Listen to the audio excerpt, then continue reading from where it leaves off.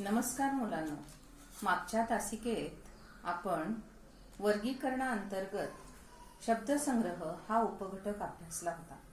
आज आपण वर्गीकरणातील आकृत्या हा दुसरा उपघटक अभ्यासणार आहोत. In previous session we learn classification of words. Today we will be learning the classification of figures. या उपघटकात सुद्धा 4 आकृत्यांपैकी 3 आकृत्यात साम्य व सुसंगती आढळते. आकृत्यात साम्य व सुसंगती शोधताना खालील गोष्टी लक्षात घेणे गरजेचे असते. While looking for similarities among the figures, following things should be considered. The structures, shape of the figure. The structures, shape of the figures. म्हणजे आकृत्यांची रचना व आकार हे सुद्धा आपल्याला लक्षात घ्यावं लागतं. Second point, the inner part of the figures. आकृत्यांची आतील बाजू. Third one, the number, location and the direction of the lines, dots, symbols in the figures. संख्यांचे स्थान आणि रेषांची दिशा, बिंदू, चिन्हे हे पण आपल्याला लक्षात घ्यायचे असते. Fourth one, the mirror, water reflection of the figure. आरशातील प्रतिमा आणि पाण्यातील प्रतिबिंब हे सुद्धा आपल्याला लक्षात घ्यावं लागतं जेव्हा आपण आकृत्यांवरील प्रश्न सोडवतो. Fifth one is the position of the figure. The position of figures after rotating them clockwise anticlockwise. आकृत्यांची स्थिती घटीवत प्रतिघटीवत आहे का हे पण आपल्याला लक्षात घेऊन ती प्रश्न सोडवण्याचा प्रयत्न करावा लागतो. तर मुलांनो, आता आपण काही उदाहरणे पाहूयात.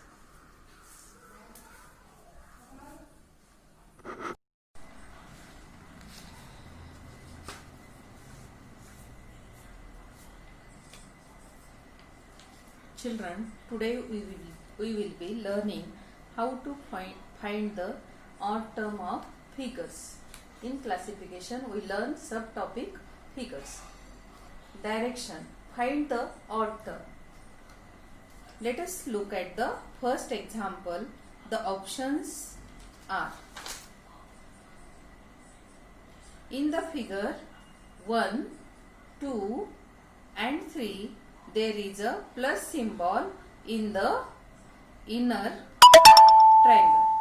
In the figure 4, there is arrow. The symbol is arrow in the inner triangle. Hence, the figure number 4 is here odd, and the answer is option number 4. आता मराठीमध्ये बघा, पहिल्या 3 आकृत्या बघा. पहिल्या 3 आकृत्या कशा आहेत? एकसारख्या आहेत, कारण त्रिकोणामध्ये त्रिकोण आहे आणि त्याच्यामध्ये असलेलं जे चिन्ह आहे ते कशाचं आहे? अधिकचे. तिन्ही त्रिकोणामध्ये. आणि फक्त चौथ्या त्रिकोणामध्ये अधिकचं चिन्ह नाहीये, म्हणजेच हे काय आहे? वेगळा, गटामध्ये न बसणारा काय आहे? ती गटामध्ये न बसणारी आकृती आहे. म्हणून इथे काय येईल? उत्तर ऑप्शन नंबर 4.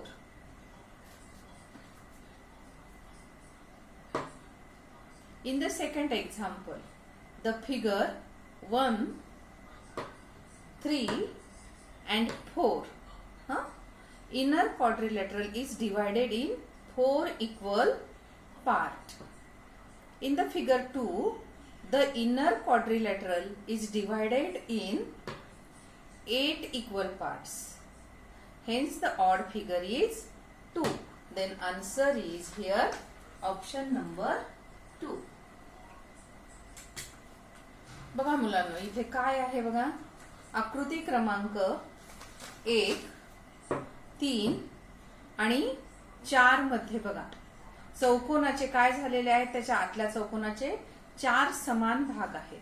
तर आकृती क्रमांक 2 मध्ये आतील चौकोन जो आहे त्याच्यामध्ये जे आहेत भाग ते किती झालेले आहेत?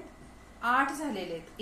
8 इक्वल पार्ट झालेले आहेत. म्हणून इथे ऑड फिगर कोणती आहे बघा, figure number 2 and then answer is option number 2.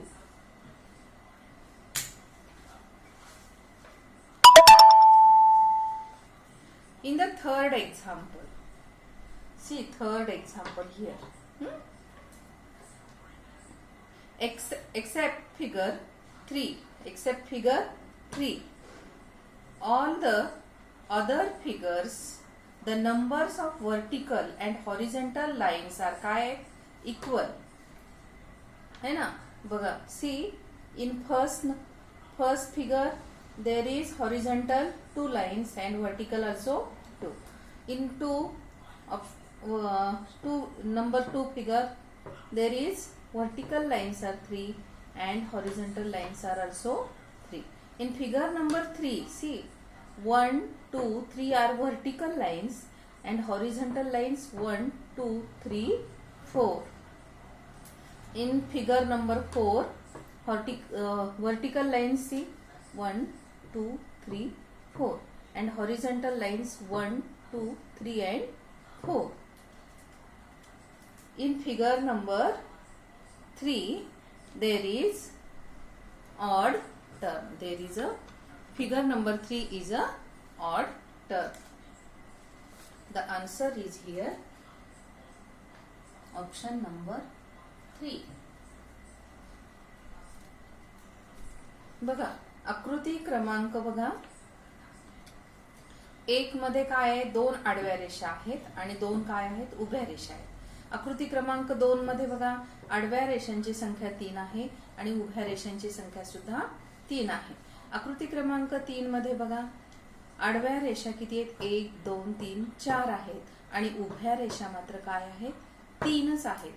आता आकृती नंबर 4 मध्ये बघा उभ्या रेषा बघा किती आहेत, 4 आहेत आणि आडव्या रेषा सुद्धा 4 आहेत. बघा आकृती क्रमांक 1, 2 आणि 4 मध्ये उभ्या आणि आडव्या रेषा कशा आहेत, एकसारख्याच आहेत, समान आहेत संख्या. उभ्या रेषांची संख्या आणि आडव्या रेषांची संख्या कशी आहे, समान आहे. पण आकृती क्रमांक 3 मध्ये आडव्या रेषा किती आहेत, 4 आहेत आणि उभ्या रेषा 3 आहेत. म्हणून इथे गटात न बसणारी आकृती कोणती आहे, आकृती क्रमांक 3. म्हणजेच उत्तर काय आहे या ठिकाणी, आकृती क्रमांक 3 हे काय आहे इथे उत्तर.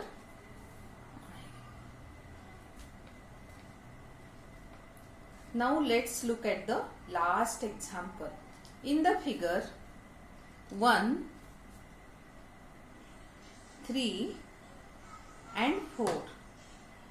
In the figure 1, 3 and 4, half the portion of the figure is colored. बघा, in the figure 1, 3 and 4, half the portion of the figure is colored. In figure 2, 3/4 part of the figure is colored. See, figure 2, there is 3/4 part of the figure is colored. Hence, figure 2 is different and the answer is option number 2.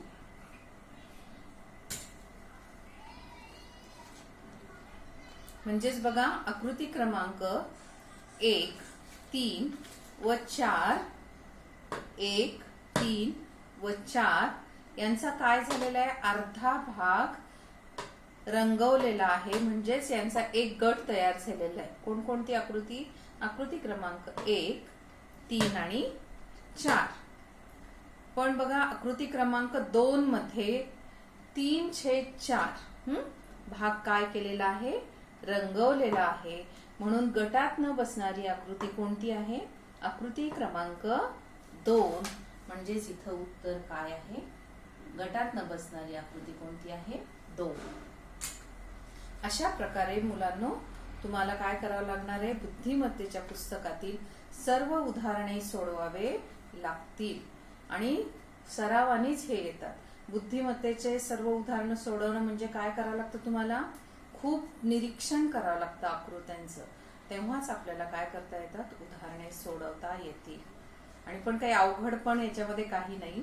Nothing is impossible but your efforts are necessary and children need minute observation in these figure examples. Thank you.